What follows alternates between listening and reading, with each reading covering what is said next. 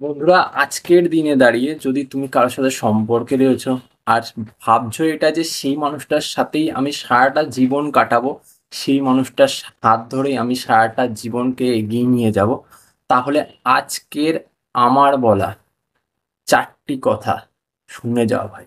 তোমার জীবনটাকে বদলে দেবে, তোমাদের সম্পর্কটাকে বদলে দেবে। তুমি শুনে যাও, তোমার জীবনে অনেক মূল্য অ্যাড করতে চলেছে এই ভিডিওটা। প্লিজ ভিডিওটা পুরো দেখো, তোমাদের কাছে অনেক কিছু ক্লিয়ার হবে। চলে যাচ্ছি মেইন ভিডিওতে। সম্পর্ক কিভাবে ঠিক করতে হয়, কিভাবে সম্পর্ক টিকিয়ে রাখতে হয়, সব বলবো। ভিডিওটাকে লাইক করে দাও, সাথে সাথে চ্যানেলটা সাবস্ক্রাইব করে। চলো শুরু করা যাক।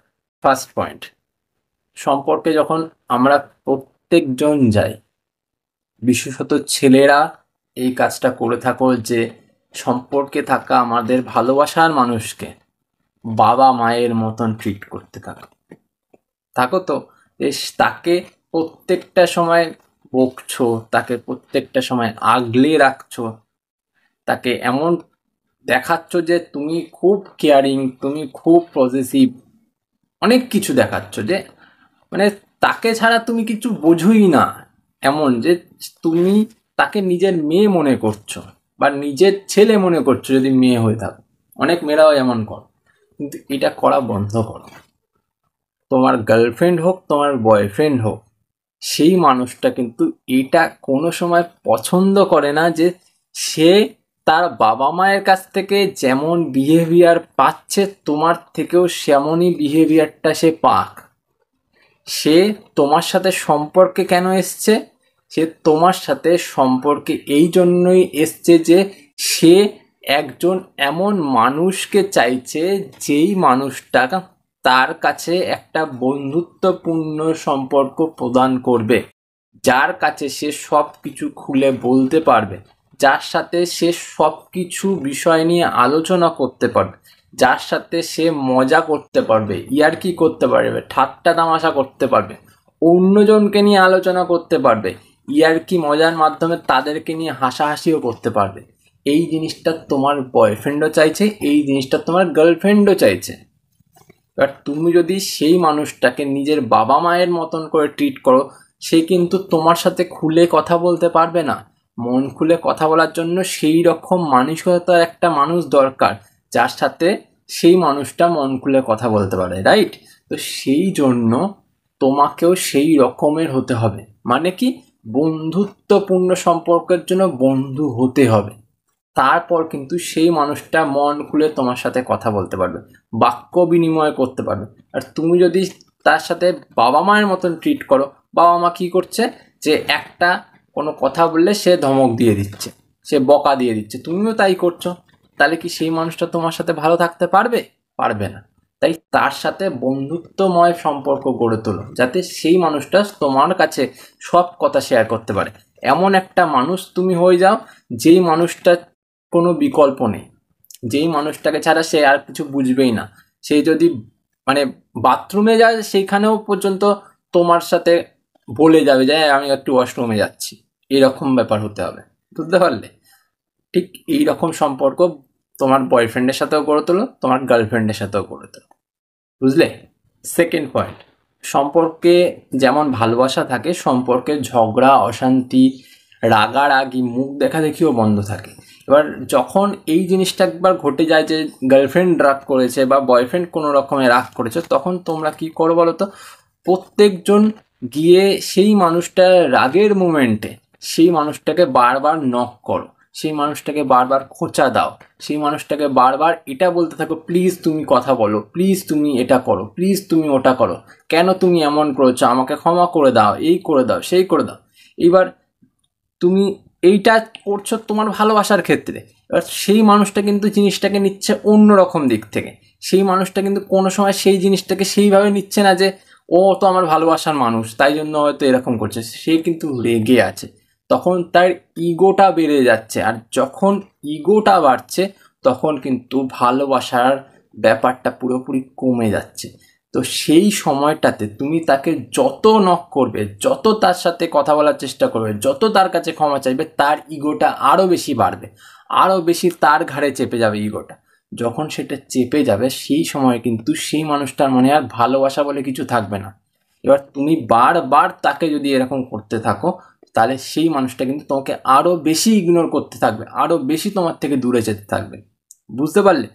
তাই জন্য তোমাকে প্রতিটা সময়ে যখন ঝগড়া বাজছে বা অশান্তি হচ্ছে, সেই সময় তাকে স্পেস দাও, তার সাথে কথা সেই সময়ের জন্য বন্ধ রাখো, যাতে সেই মানুষটার রাগটা কমতে পারে।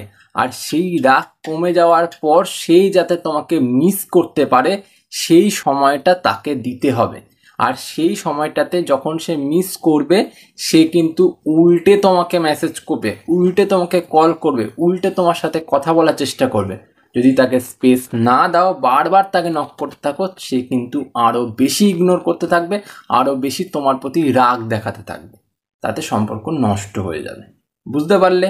থার্ড পয়েন্ট, সম্পর্কে আমি অনেক জায়গায় এমন দেখেছি যে প্রিয়জনকে আর একজন নিজের মনের কথা স্পষ্ট করে বলতেই পারছে না। সে কি চায়, তার কি ভালো লাগে, তার কি ভালো লাগে না, কিচ্ছু তার সাথে স্পষ্ট করে কথা বলে না। বা তার যদি কোথাও খারাপ লেগেছে, সে যদি কোথাও কষ্ট পেয়েছে, সে সেই জিনিসগুলোকে এক্সপ্রেস করে না। সে মনের ভেতরে চুপ করে বসে থাকে, সে গুমড়ে গুমড়ে আরও সেই জিনিসটাকে বাড়িয়ে তোলে। এটা বন্ধ করো, এতে সম্পর্ক ভালো থাকে না। তোমার মনে যতক্ষণ সেই মানুষটাকে নিয়ে কোনো রকম সংশয় থাকবে, দোটানা থাকবে, রাগ থাকবে, অভিমান থাকবে, ততক্ষণ কিন্তু সেই মানুষটার জন্য তোমার মনে কোনো সময় ভালোবাসার প্রকাশটা ওইভাবে হবে না। প্রত্যেকটা সময় যখন তুমি ওর সাথে কথা বলতে যাবে, কথা তো হয়তো বলবে, কিন্তু সেই মানুষটার জন্য তোমার সেই রাগ, সেই অভিমানটা কোথাও না কোথাও গিয়ে তোমাকে বাধা দেবে। বুঝতে পারলে? তাই নিজের মনের কথা, সেটা যাই হয়ে থাকুক, খারাপ হোক, ভালো হোক, মন্দ হোক, সব কিছু পরিষ্কার করে তার কাছে তুলে ধরতে হবে, যাতে সে বুঝতে পারে। সে একবার যদি বুঝতে পারে, তারপর দেখবে তার আর কোনো প্রবলেম হচ্ছে না, তার কিন্তু সম্পর্কটা নিয়ে আর কোনো সমস্যা থাকছে না। এই জিনিসটা তোমাকে মাথায় রাখতে হবে, তাকে বলতে হবে, তাকে বোঝাতে হবে যে দেখো আমার এই এই জায়গায় প্রবলেম, এই এই জায়গায় কিন্তু প্রবলেমটা হয়েছে, আমার কিন্তু ভালো লাগছে না এই জিনিসটা। সেটা বোঝাও। যখন তুমি বুঝিয়ে দেবে, তখন দেখবে সম্পর্কটা ভালো চলছে। ঠিক আছে? ফোর্থ পয়েন্ট আর লাস্ট পয়েন্ট, সম্পর্কে এমন অনেক সিচুয়েশান এসে যায় যেখানে হয়তো সম্পর্কে থাকা দুটি মানুষের মধ্যে একজন কোনো খারাপ সময়ের মধ্যে দিয়ে যায়। তো সেই সময়টাতে সেই মানুষটাকে সাপোর্ট করতে হবে। বুঝলে? এটা কিন্তু ভালোবাসার একটা অন্যরকম নিদর্শন। তুমি যদি সেই মানুষটা প্রবলেমের সময় নিজে গায়ে হাওয়া লাগিয়ে ঘুরে বেড়াও, নিজে ভালো মন্দ খাচ্ছ, ঘুরছো ফিরছো, এদিক সেদিক যাচ্ছ, তাহলে কিন্তু সেটা ভালোবাসার নিদর্শন নয়। তাই সেই মানুষটা যখন কোনো প্রবলেমে পড়েছে, সেই মানুষটা যখন কোনো একটা খারাপ দিক থেকে যাচ্ছে, তখন সেই মানুষটাকে সাপোর্ট করো, সেই মানুষটার সাথে থাকো, তাকে মেন্টালি একটা স্ট্রেংথ দাও। কারণ সেই খারাপ সময়ের মধ্যে দিয়ে যখন মানুষটা যায়, তখন সেই মানুষটার মধ্যে থেকে কিন্তু অনেক রকমের প্রেশার যেতে থাকে। সেই সময় তার মেন্টালি স্থিতি অনেকটা খারাপ হয়ে যায়। সেই সময় তাকে সাপোর্ট করা দরকার। যেমন আমার প্রিয় মানুষ ঋত্বিকার কথা বলছি, সে কিন্তু আমাকে প্রতিটা সময় সাপোর্ট দিয়ে যাচ্ছে। কাল আমি কিন্তু সারা রাত্রি হসপিটালে কাটিয়েছি, সে কিন্তু সারা রাত্রি আমাকে সাপোর্ট দিয়ে গেছে। তো সেই রকমই সেই মানুষটাকেও তুমিও সাপোর্ট দিয়ে যাও। হয়তো খারাপ সময়ের দিয়ে সেই মানুষটা যাচ্ছে, তুমি যদি তাকে সাপোর্ট দাও, তার সাথে কথা বলো, তাকে বোঝানোর চেষ্টা করো, বা সেই মানুষটাকে তুমি বুদ্ধি দেওয়ার চেষ্টা করো, দেখবে আস্তে আস্তে সেই মানুষটা স্বাভাবিক হয়ে যাচ্ছে, আর সেই মানুষটার সাথে তোমার বন্ডিংটা অনেকটা বেড়ে যাচ্ছে। বন্ডিংটা কিন্তু সম্পর্কের জন্য ভীষণ জরুরি। সেটা যদি না থাকে, কোনো সম্পর্ক ভালো থাকে না। এটা বুঝতে হবে বন্ধু। তাই এই চারটে বিষয় অবশ্যই মাথায় রাখো, সম্পর্ক দেখবে অনেক ভালো চলছে। সম্পর্কে থাকা মানুষটা কোনোদিন তোমাকে ছেড়ে যাওয়ার কথা মনেও ভাববে না। আজ চলি, পরে আবার দেখা হবে অন্য কোনো ভিডিওতে। ভিডিও ভালো লাগলে তাহলে চ্যানেলটাকে সাবস্ক্রাইব করে রাখো, আর ভিডিওটাকে একবার লাইক করে দাও। চলি।